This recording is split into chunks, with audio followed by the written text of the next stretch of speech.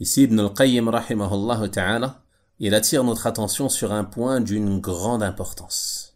Car il nous dit que, pour être sauvé de la perdition, il faut appeler à Allah. Il faut appeler à la foi, appeler à l'accomplissement des œuvres pieuses.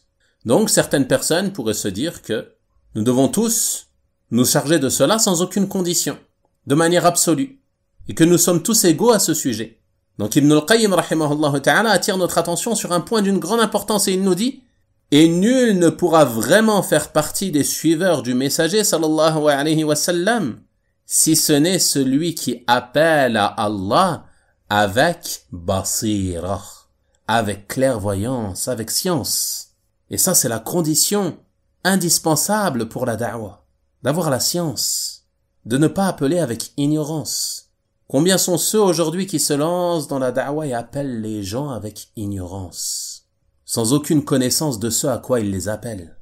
À l'exemple du groupe des Tablir. Vous connaissez tous ce groupe, Jama'atut Tablir, ceux qui se promènent dans les rues et entraînent avec eux le premier venu parmi les gens de l'ignorance et même parfois parmi les pécheurs, puis les emmènent ensuite dans des mosquées et leur disent « Lève-toi et sermonne les gens ». Parfois même des gens qui ne prient pas. Des gens parmi les plus grands ignorants, des gens qui mettent les pieds à la mosquée pour la première fois, il lui dit « Lève-toi et sermonne les gens ». Comment va-t-il les sermonner? Sur quelle base? À quoi va-t-il les appeler? À rien si ce n'est à l'ignorance, étant donné qu'il est ignorant. Celui qui ne possède pas une chose, il ne peut pas la donner. Celui qui ne possède pas la science, il ne peut pas la transmettre et l'enseigner.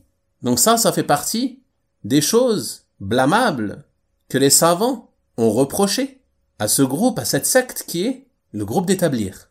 Mais ce qui est surprenant aujourd'hui, c'est qu'on trouve des gens parmi ceux qui s'affilient à la Sunnah. Des gens qui se disent salafis. Des gens qui se disent suivre la voie des pieux prédécesseurs, rahimahumullah ta'ala. Et qui veulent se lancer dans la da'wah sans aucune science. Comme les Tablir. Certains parmi eux ne parlent pas un mot d'arabe, ou très peu, n'ont jamais assisté à une assise de science, puis ils ouvrent un compte sur les réseaux sociaux et commencent à faire la da'wah. Je veux propager la vérité. Mais sur quelle base? Comment vas-tu appeler les gens à la vérité alors que toi-même tu n'as pas appris la vérité?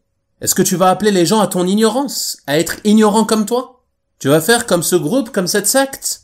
Venez, appelons tous à Allah sur notre ignorance, et restons ainsi sur nos passions et sur notre ignorance. Et cette chose, malheureusement, elle s'est banalisée depuis l'essor des réseaux sociaux, où n'importe qui se permet de se mettre en avant sous prétexte que ces réseaux leur permettent de parler. Mais toi, celui à qui tu auras à rendre des comptes, c'est Allah subhanahu wa ta'ala. Ce que tu dois suivre, c'est la loi d'Allah subhanahu wa ta'ala. Ce n'est pas le règlement de Twitter ou de Facebook. Ce n'est pas parce que eux, ils t'ont permis d'ouvrir un compte et d'écrire que religieusement, tu as le droit d'ouvrir ce compte et d'écrire. Et de parler publiquement. Au nom des musulmans, au nom de la religion de l'islam. Es-tu conscient de cette responsabilité lorsque tu écris un message publiquement sur les réseaux sociaux? Un message qui peut être lu par des milliers, voire des millions de personnes. Donc la da'wah, elle ne doit avoir lieu qu'avec science, qu'avec basira.